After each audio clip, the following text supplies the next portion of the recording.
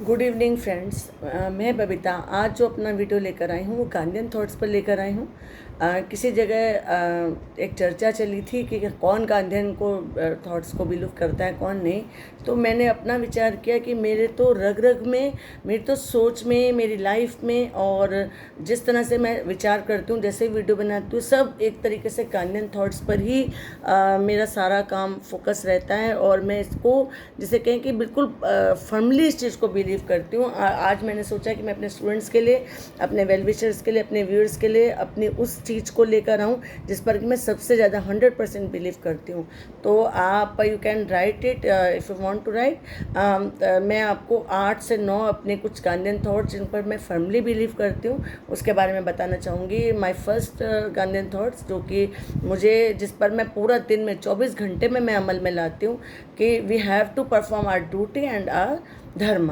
इसको आप अपना लिख सकते हैं कि आपका कर्म क्षेत्र और आपका धर्म क्षेत्र क्या। आपका कर्म क्या है, जिसे कहें हम कर्म योग भी कहेंगे। बचपन से मैंने अपने फादर को देखा था कर्म करते हुए कि सबसे कर्म ही पूजा है, कर्म ही आपका मेन धर्म है। तो इसको मैं इस तरह से मानूंगी कि जो भी आप, जिस भी what ever in your position, आप जिस भी पोजिशन में हैं, चाहे आप मदर हैं, वाइफ हैं, आप हस्बैंड हैं, मतलब जो भी आपका ड्यूटी है अपने घर के प्रति, ऑफिस के प्रति, आप कहीं काम करते हैं, टीचर हैं, डॉक्टर हैं, जैसे कि अपने रोगियों के लिए जो भी आपका धर्म है वो आपका धर्म हो जाता है। आपका कर्म आपका धर्म हो जाता है। गांधी जी का सबसे मेन एक पॉइंट है लाइफ में, जिसे कि अगर आप करेंगे तो आपको लाइफ में कभी भी कहीं भी कोई भी दिक्कत नहीं आएगी। कि जिस भी कर्म क्षेत्र में आप हैं, एक हाउस वाइफ है तो उसका पूरे दिन का कर्म ये है कि वो अपने पूरे घर को संभाले, अपने बच्चों को देखे, खाने का काम है तो खाने में बहुत अच्छे से वो अपने मन लगा के काम करें। मैं एक चीज़ बहुत पहले मैंने एक प्रोग्राम में सुनी थी कि अगर आप भोजन बनाते हैं तो अगर उस भोजन को आप भगवान का नाम लेके बनाते हैं तो प्रसाद हो जाता है। कितनी सुंदर सी बात है। तो मतलब जहाँ भी आप हैं, जिसको भी, you have to enjoy your work और उसमें you have to perform your duty very well, और वही आपका धर्म हो जाता है। That is your dharma. Second मैं बोलूँगी कि आपका जो एक डिवोशन है और जो आपका एक फेथ है वो आपका इस तरह से होना चाहिए गॉड के प्रति कि आपके अंदर हैविंग फेथ इन गॉड, कि गॉड है, ईश्वर है, कहीं ना कहीं ईश्वर ज़रूर है। उसका नाम अलग हो सकता है, हम ये नहीं कह सकते कि उसका अल्लाह है और हमारा राम है, ऐसे नहीं बांटना है। हमारे को एक सुप्रीम गॉड में भरोसा रखना है कि एक कहीं गॉड है, कहीं एक ईश्वर है। जबकि आप उसे अगर वन गॉड कहें, एक आत्मा वाली बात में भी बोलें कि एक कहीं शक्ति है, उसको मानकर चलना है तो आपकी जो लाइफ है ना वो आपके काम बनते चले जाते हैं। अगर आप एक सुप्रीम पावर में कहीं एक बिलीव करते हैं, मैं फर्मली बिलीव करती हूँ कि देयर इज़ अ गॉड। और हमारे जो भी प्रॉब्लम्स आती हैं, जो भी हमें परेशानियाँ आती हैं, अगर हम उससे बात करते हैं, गॉड को अपना थैंक यू गॉड करते हैं, सुबह गुड मॉर्निंग गॉड करते हैं, सारे दिन में अपनी सारी समस्याएं ईश्वर को समर्पित कर देते हैं, तो हमारा पूरा दिन बहुत अच्छे से जाता है। और हमारे को ना फिर कष्ट भी नहीं होता है, हमें परेशानियाँ उतना घेरती नहीं हैं, उतना हम लोगों को डर नहीं लगता है। तो आप करके तो देखिए कि आपको एक डिवोशन वाली उसमें तो आना ही पड़ता है कि हाँ हमारा ये ईश्वर है, हम इसको मानते हैं। थर्ड थिंग मैं कहूँगी detachment. Detachment from the things, detachment from the, कई लोगों को मेरी बात बहुत अजीब लगेगी लेकिन ये जैन धर्म में भी है, ये हमारे गांधी जी ने भी कहा है। इसको आप मानकर देखना कि धीरे धीरे डिटैचमेंट, आप इसी लाइफ में रहते हुए भी आपको ऐसा होना चाहिए कि मान लीजिए कोई चीज़ आपकी जा रही है, आप उसमें काम करते में भी उसको इतना ज़्यादा मुँह में मत बांध लेना कि आपकी बाकी की चीज़ें उसका सफ़र करें।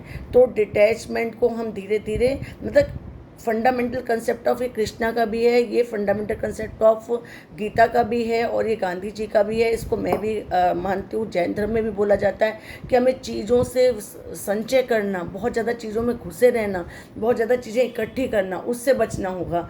हमें जितना हमारे को ज़रूरत है, जितने में हम खुश हैं, सबसे मेन थिंग होती है लाइफ में आपकी खुशी, आपसे किसी को कष्ट ना पहुँचे। आपको मेरी बातें ऐसा लग रही होगी कि हम कहीं सन्यासी नहीं है, सन्यासी की बात नहीं है ये। आप मानकर देखना, जितना कम आपकी आवश्यकता होगी, जितना कम में आप खुश रह पाएंगे, तो इंजॉय कर पाएंगे, उतना ही आपकी मानसिक शांति रहेगी, आप कामनेस में रहेंगे, आपका एक और कामों में, अपने जीवन की उन्नति में, आपका अपने गोल सेट करने में आपका लाइफ को ईजी हो जाएगा। एंड इसको आप करके देखिए। तो अभी मैंने आपको सबसे पहले बताया था कि हमारी ड्यूटी और हमारा धर्म क्या है, और उसके बाद मैंने बताया आपको डिवोशन ऑफ गॉड है। तीसरा मैं आपको बता रही हूँ detachment from the things. And fourth मैं आपको बोलूँगी compassion and forgiveness. This is very important, compassion, है ना। हमें we have to forgive this, even उस आदमी को भी हमें फॉरगिव करना पड़ता है जिसने कि हमारे को बहुत कष्ट भी पहुंचाया है, बहुत परेशान भी करा है। मैं एक लाइन पढ़ती हूँ, एक लाइन सुनती हूँ, टॉक्सिक रिलेशनशिप या टॉक्सिक फ्रेंडशिप या इवन हस्बैंड वाइफ रिलेशन में भी अगर टॉक्सिक रिलेशनशिप है तो मैं अब उसके बारे में थोड़ा सा डिटेल में ये बताना चाहूँगी कि हमारे को सबसे पहले तो एक कंपैशन होना चाहिए, एक दया भाव होना चाहिए। मतलब हमारे को ये होना चाहिए कि इस बंदे ने ये चीज़ क्यों की है। थोड़ा सा आप ना अपराधी को, जैसे हमारी साइकोलॉजी में एक बात बोली जाती है, हम एक रोसेस टेस्ट करते हैं जो कि बड़ा फेमस टेस्ट है कि अपराधी की मानसिकता को पता करने के लिए बहुत पहले एक फॉरेन में ये टेस्ट हुआ था कि हम उसको एक आकृति देते हैं, रंग बनाते हैं कि आप फोटो, आप चित्र बनाइए, वो चित्र में कैसे कलर कर रहे हैं, तो उससे हमें किसी आदमी की, अपराधी की मानसिक दशा पता चलती है। तो उसमें भी हमने कई बार देखा कि जैसे एक बड़ा फेमस रोसेस टेस्ट था कि एक ने, किसी ने गलती से मर्डर कर दिया था या कुछ कर दिया था, तो उसने फ़ोटो बनाते बनाते अपनी माँ की फ़ोटो में कलर भरा और एक बच्चा अपनी माँ से इस तरह से हाथ जोड़कर इस तरह से प्रार्थना कर रहा है। तो उसको फिर माना गया कि ये तो इनोसेंट है और उसको फिर उसको कुछ कम सज़ा देकर छोड़ दिया गया। देखिए कितने पहले ये प्रैक्टिकल हुआ था। तो मैं आपको ये बताना चाहती हूँ कि हमारे को एक कंपैशन वाली चीज़ भी रखनी चाहिए और फॉरगिव करना चाहिए कि अगर किसी ने आपको कोई बात कह दी है, किसी ने आपको, उसकी मानसिकता को देखना चाहिए कि उसने किस परेशानी में आपको बात कही थी। मैं आपको बहुत बड़ी बड़ी भयंकर घटनाएं या उस तरह की बातें नहीं कह रही हूँ कि वो तो एक अपराध करेगा तो अपराधी को सज़ा मिलेगी, लेकिन मैं आपको छोटी छोटी बातें, ईर्ष्या, द्वेष, आपस में घमंड, जो हम बदतमीज़ी से जवाब दे देते हैं, एकदम किसी को हर्ट कर देते हैं, उसको हमें दिल में नहीं रखना है। Let it go. हमें एक चीज़ सीखनी है, let it go. Let it go करना अगर सीख जाते हैं, ये आपकी अपनी मानसिक शांति के लिए ज़रूरी है। लेट इट गो करने का मतलब खाली हमेशा दूसरे को माफ़ करना दूसरे के लिए नहीं है, आपके लिए भी है।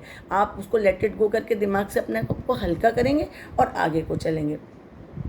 एक बात इसमें एक नई सी एक बात बताऊंगी, लीडरशिप मतलब क्वालिटी। एक लीडरशिप की क्वालिटी होनी चाहिए। First you have to faith in yourself, you have to love yourself. सबसे पहले आपको अपने से प्यार करना है, अपनी ताकत को पहचानना है, अपनी कमियों को ढकना है, अपने स्किल्स को पहचानना है। देन आप come to the leadership. Leadership क्या होता है? लीडरशिप एक क्वालिटी है कि आपको जितने भी आप देखेंगे, गांधी जी बहुत बड़े लीडर थे, नेहरू जी बहुत बड़े लीडर थे, इंदिरा जी बहुत बड़ी लीडर थी।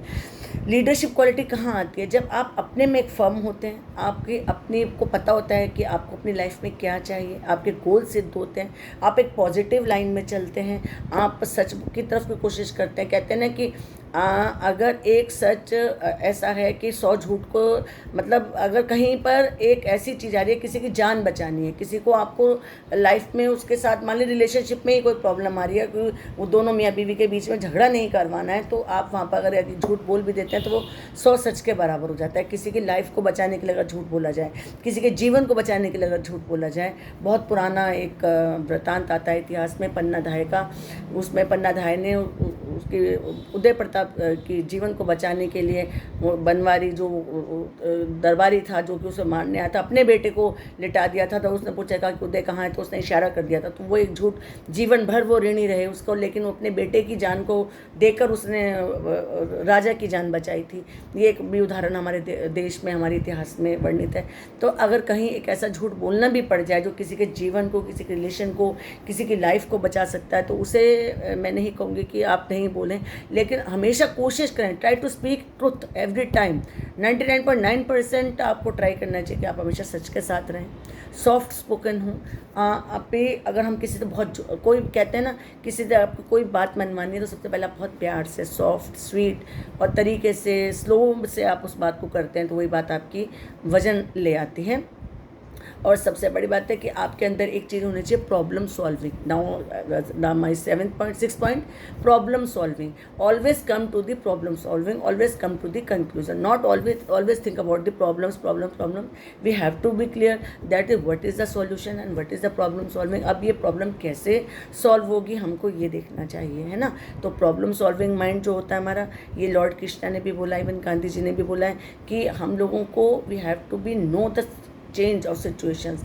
हमें अपना माइंड को इतना क्लेवर रखना चाहिए, इतना समझदार होना चाहिए हमारे दिमाग में कि कहाँ पर किस चीज़ का कैसे हल निकलेगा और हम इस चीज़ में किस तरह से आगे बढ़ेंगे। तो ये चीज़ लाइफ में अगर आप सीख लेते हैं कि आप प्रॉब्लम सॉल्व कैसे करेंगे, तो आपकी लाइफ की बहुत सारी समस्याएँ ख़त्म होती चली जाएंगी। और ये तो मैंने आपको गांधी जी की कुछ बातें बताई। अहिंसा जो है इसको भी मैं बताऊंगी कि किसी भी रूप में मैं एक बात कहूँगी, कुछ लोगों को मेरी बात थोड़ी अजीब लगेगी, but we have to be try to always जो ईट है, जो हम वेजिटेरियन फूड्स, हमें नॉन वेजिटेरियन का और वेजिटेरियन के उसमें चर्चा में मैं नहीं पढ़ रही हूँ, लेकिन अगर हम कोशिश करें, अब तो साइंटिफिक भी प्रूफ हो गया है कि हम लोगों की जो हमारा जो बॉडी है, हमारा जो मेटाबॉलिज्म है, वो उसको नॉन वेजिटेरियन फूड को अलाउ नहीं करता है। हमें 100 तरह की प्रॉब्लम्स होती हैं। आप किसी की डेथ में जाते हैं, किसी के मरे में जाते हैं, आके सबसे पहले गंगा स्नान करते हैं, छूते में भी डरते हैं। आप 10 तरह से अपने आप को कहीं आप सफाई करेंगे, कहीं आप हाथ धोएंगे, नहाएंगे, तो आप एक मरी हुई चीज़ को कैसे अपने डाइनिंग टेबल पर बैठ कर खाते हैं, उसको अपने बच्चों को खिलाते हैं। I don't understand it. ये एक बहुत विवाद का विषय हो सकता है, लेकिन मैं फर्मली बिलीव करती हूँ कि हमें नॉन वेजिटेरियन नहीं खाना चाहिए। वो एक जीव हैं और हम समझदार हैं। ये जो नॉन वेजिटेरियन का कंसेप्ट था, ये तब था जब सब इंसान भी जानवर था, खाना नहीं था, फूड नहीं था। आप सोचेंगे कि आप अगर, अभी मैंने कुछ दिन पहले एक बड़ा लेख पढ़ा है कि साइंटिफिक लेख पढ़ा है, उसके मैं बहुत डिटेल में तो आपको नहीं बताऊंगी, लेकिन मैं आपको अगर थोड़ा सा भी उसके बारे में बताऊं कि कहीं एक ये डिटेल आ रहा था कि जो हमारे को इतनी सारी बीमारियां हो रही है ना, जो 2019 में कोरोना आया था, सभी ने देखा था कोरोना कहाँ से आया था। जहाँ पे मास्क की दुकानें लगती थी, वहाँ कटे हुए मास्क से कहीं से कोई किसी तरह का एक वायरस था जिसने कि सबको अपने लपेट में ले लिया। धीरे धीरे पूरी दुनिया में वो कितनी बड़ी महामारी एपिडेमिक बनकर उभरी थी। तो इस तरह से हमारे जो वर्ल्ड है, जो हमारी दुनिया है, इसमें एक ऑरा है। तो जहाँ से भी आप एक इंसान को जरा सा हमें कट लगता है तो हमारी आवाज़ निकलती है हाय करके, हमें दुख होता है। तो आप सोचिए कि हम पूरे दिन में कितना स्लॉटर होता है, कितने मार काट होती है, हर जगह मीट का कितना, जितने भी देश हैं, चाहे वो इंडिया है, चाइना है, अमेरिका है, रशिया है, इवन आप किसी भी देश के बारे में जहाँ पे भी सारे दिन में कितनी बार कितनी जगह ये सब चीज़ें होती होगी जहाँ काटा जाता है, मारा जाता है, एक जीवित इंसान को, जीवित जंतु को मारा जाता है। तो जितनी भी नेगेटिविटी इस पूरे वर्ल्ड में फैलती है, मैंने सचमुच में ये लेख पढ़ा है। अगर कोई चाहेगा कमेंट बॉक्स में मुझे बताएगा, मैं उस लेख को खुद से दोबारा से मैं उसे सर्च करूँगी और मैं बता दूँगी कि आपको क्या लेख है वो।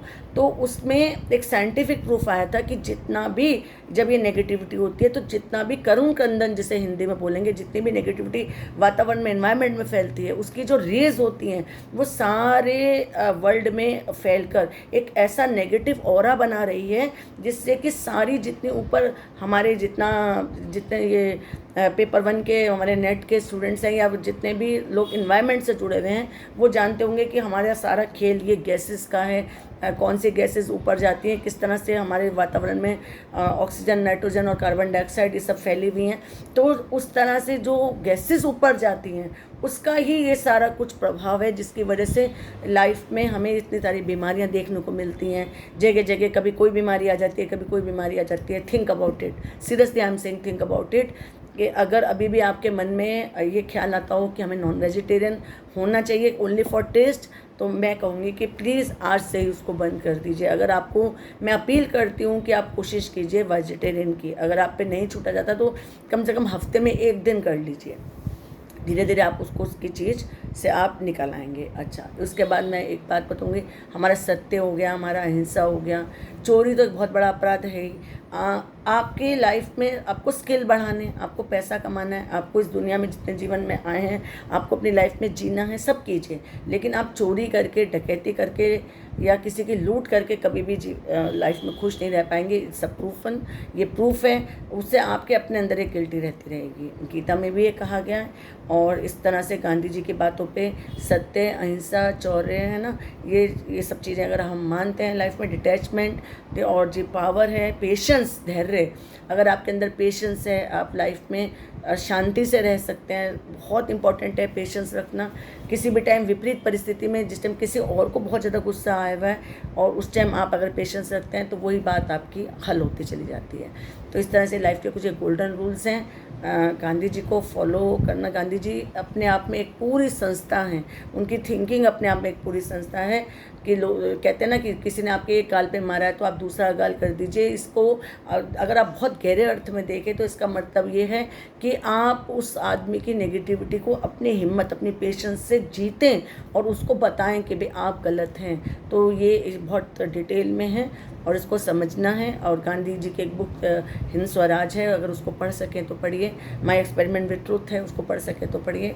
मैं बबीता आज अपना यहीं पर इसको, कोई प्रश्न है, कोई बात है, आप मुझसे कर सकते हैं। आज मैं अपना विदा लेती हूँ। थैंक यू, नमस्कार, धन्यवाद।